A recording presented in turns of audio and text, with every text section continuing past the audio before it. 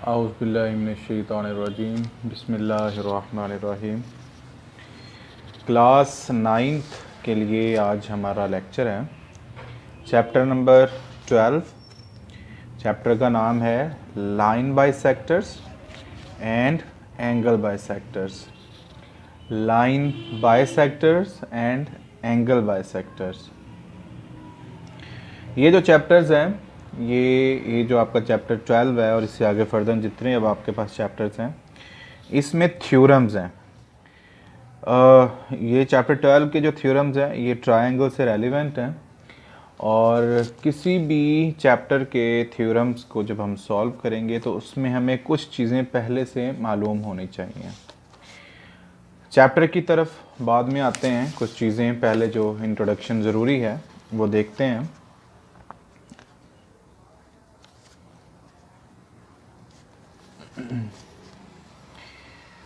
हमारे पास एक ट्रायंगल, किसी भी किस्म की ट्रायंगल हो, आपके पास आइसोसेलेस ट्रायंगल है, स्केलेन ट्रायंगल है, इक्विलेटरल ट्रायंगल है, राइट ट्रायंगल है, किसी भी किस्म की कोई भी ट्रायंगल हो तो उस ट्रायंगल के 6 हिस्से होते हैं। एनी ट्रायंगल, किसी भी किस्म के,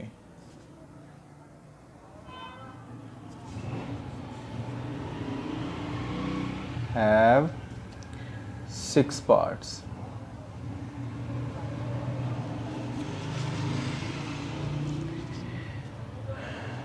Three sides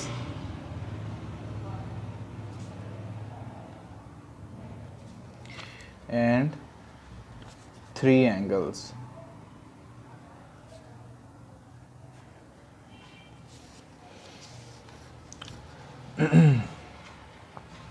एक ये एंगल क्या होता है, दो साइड्स जहाँ पर जो इकट्ठा स्टार्ट हो रहे तो जो कॉर्नर बनता है, वर्टेक्स बनता है, इस जगह पर जो इनको ये लाइन ये दोनों को मिलाती है इसको एंगल बोलते हैं। तो ये आपके पास 3 एंगल्स और ये 3 साइड्स, 2 और ये 3।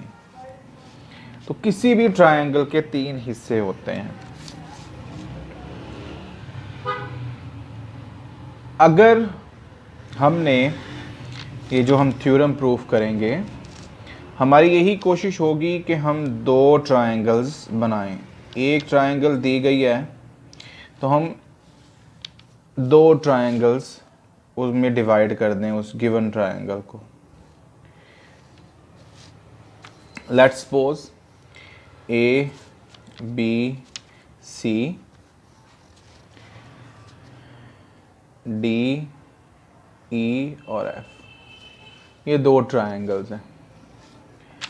अब अगर हम इन दोनों ट्रायंगल्स को कंपेयर करते हैं, ट्रायंगल ए बी सी को कंपेयर करते हैं किसके साथ, ट्रायंगल डी ई एफ के साथ, तो कम से कम दोनों ट्रायंगल की 3 चीजें आपस में इक्वल होनी चाहिए। अगर 3 चीजें, 3 साइड्स या 3 एंगल्स, 2 साइड्स 1 एंगल या 1 साइड और 2 एंगल्स, ये अगर आपके पास बराबर हो जाएं तो जो रिमेनिंग बाकी चीजें जो बच जाती हैं वो भी आपस में बराबर होती हैं। इनको बोलते हैं पोस्टुलेट्स।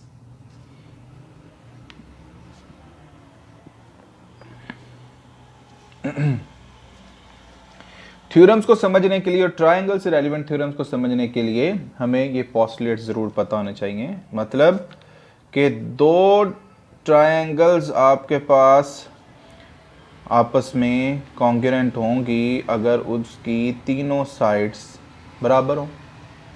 दूसरा पोस्टुलेट, तीनों एंगल्स अगर सेम हो, तीनों एंगल्स।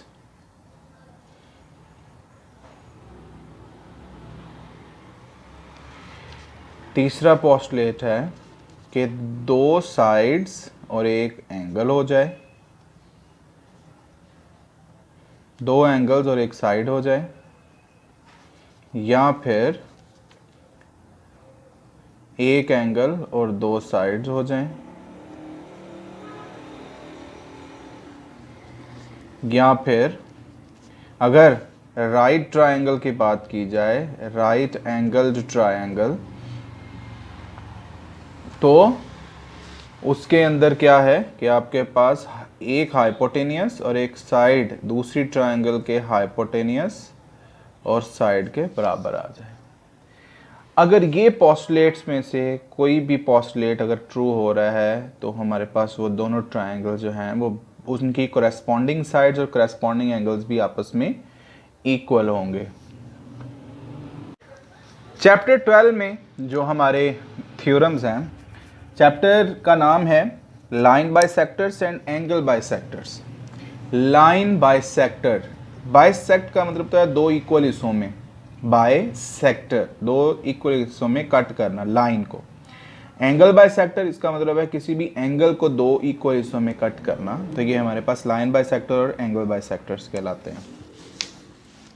तो सबसे पहले right bisector of a line segment. A line segment L is called a right bisector of a line segment L if L is perpendicular to the line segment and passes through its midpoint। ठीक है, दो equal parts का मतलब कि उसके mid point से पास करे।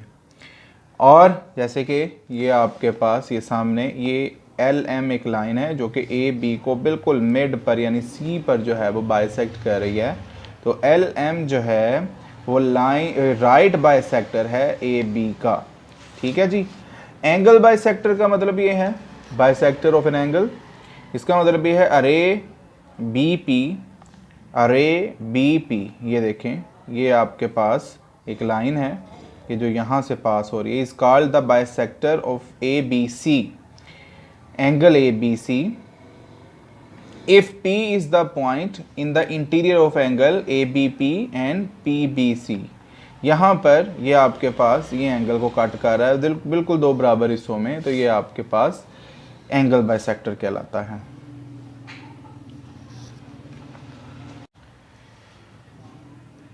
अब आपके पास पहला थ्योरम हम लोग करते हैं, थ्योरम नंबर 1। एनी पॉइंट, किसी भी थ्योरम को सॉल्व करने के लिए हमें उसकी स्टेटमेंट को समझना पड़ता है।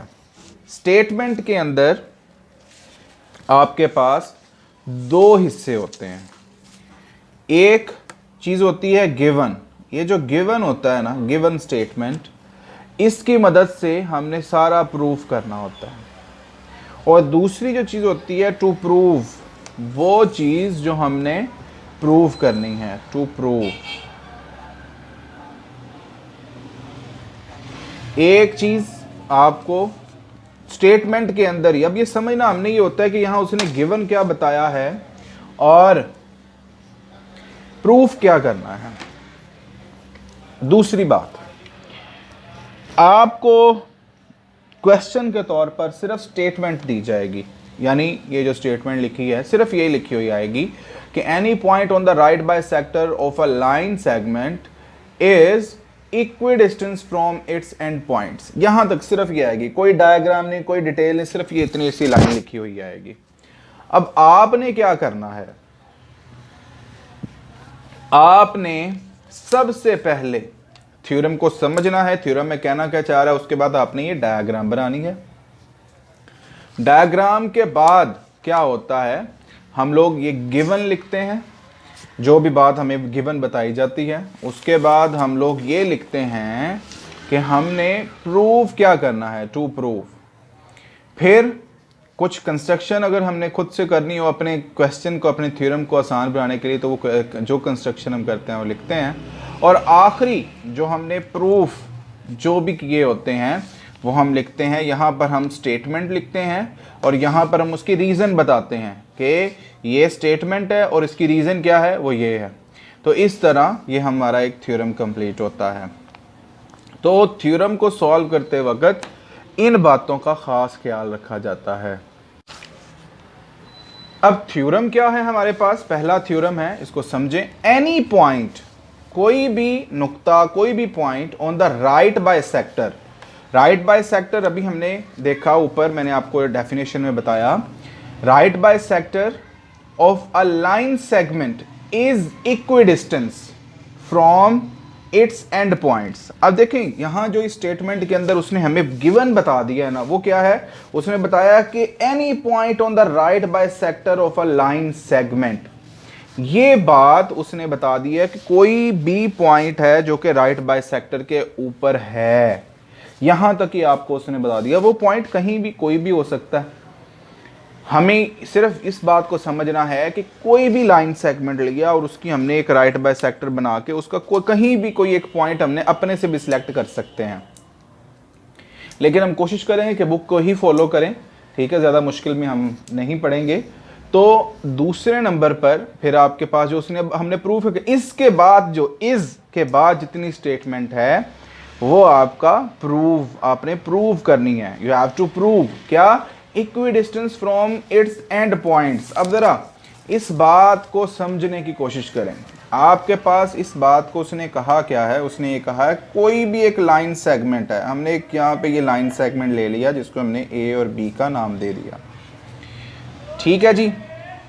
अब जब ए और बी का हमने नाम इसको दे दिया तो उसने यहाँ पर कोई भी एक आप इसका राइट बाइसेक्टर ड्रॉ कर लें जो कि उसके बिल्कुल मिड पॉइंट से सी, हम इसका मिड पॉइंट कह देते हैं, इसको हम लोग नाम एल और एम का दे देते हैं, ठीक है जी। ये राइट बाइसेक्टर है, इसके बारे में बात कर रहा है। वो कह रहा है कि इस राइट बाइसेक्टर के ऊपर एनी पॉइंट, हमने वो पॉइंट पे ले लिया, any point P on the right bisector of a line segment. इस लाइन का AB लाइन का जो राइट बाइसेक्टर LM है, LM के ऊपर कोई भी पॉइंट P अगर हो तो वो क्या होता है, इज इक्विडिस्टेंस, यानी वो उसका डिस्टेंस P से और B से जो डिस्टेंस है वो क्या है, वो इक्वल है। यानी we have to prove PA is congruent to PB। हमने ये बात प्रूव करनी है, ठीक है जी। हमने क्या प्रूव करना है कि P का A से डिस्टेंस और P का B से डिस्टेंस जो है वो इक्वल है। अब यहां जरा देखें बुक के ऊपर, ये आपकी यहां पर any point on the right bisector of a line segment is equidistance from its and points. ये उसने सबसे पहले देखेंगे आपको दिया हुआ है A और B, ये आपके पास एक लाइन सेगमेंट है, इसका बाइसेक्टर ये आपके पास L से M तक, और हमने एक पॉइंट यहां पर ले लिया P के डॉटेड लाइन से हमने A से मिलाई, हमारी कंस्ट्रक्शन होगी ताकि हम इस बात को हमने प्रूफ करना है कि P से A तक और P से B तक जो हमारा डिस्टेंस है वो सेम है।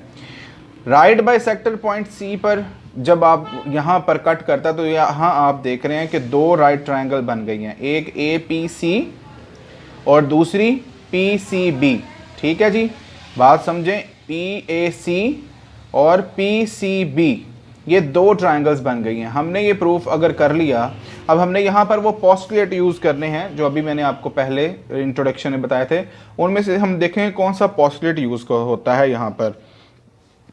उस पोस्टुलेट को हम लोग इस्तेमाल करेंगे और फिर हम इसका प्रूफ करेंगे।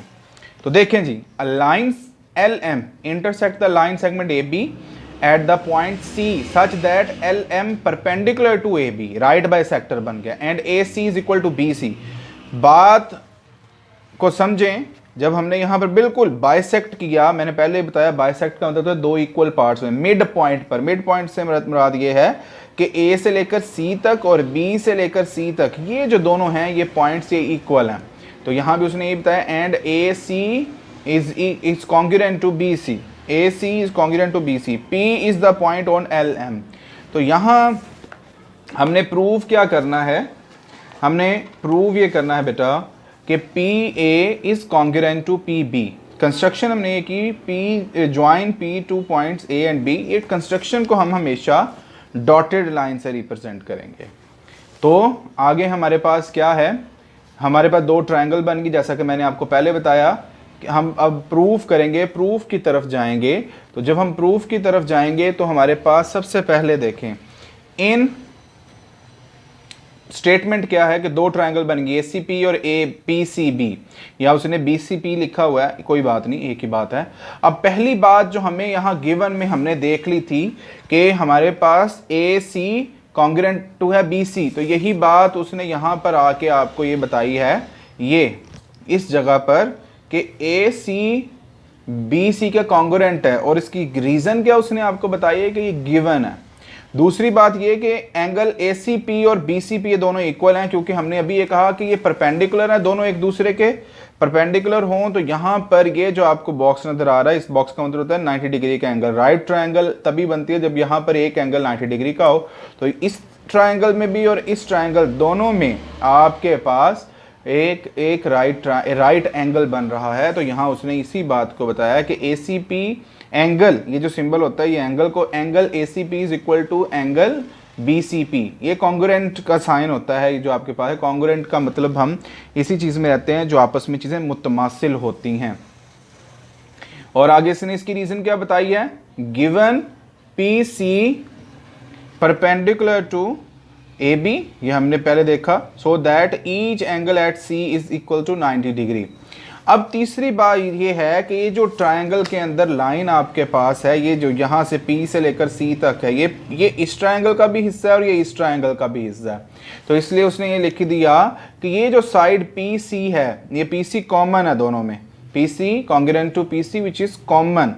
अब हमारे पास देखें, एक ये साइड है, एक ये एंगल है, और एक ये साइड है। तो SAS यानी दो साइड्स और एक एंगल वाला पोस्टुलेट हमारे पास यहाँ पर जो है वो अप्लाई हो रहा है। तो उसने कहा कि अगर ये तीन चीज़ें आपस में इक्वल हैं दोनों ट्रायंगल्स की, तो बाकी सारी साइड्स भी इक्वल होंगी। तो इसका मतलब ये है कि PA और PB बराबर होता है। रीज़न क्या है कि जब आपके पास कोई भी पोस्टुलेट ट्रू हो जाता है तो corresponding sides of congruent triangles are equal to each other, तो बाकी जितनी चीज़ें बच जाती हैं वो भी आपस में इक्वल होंगी।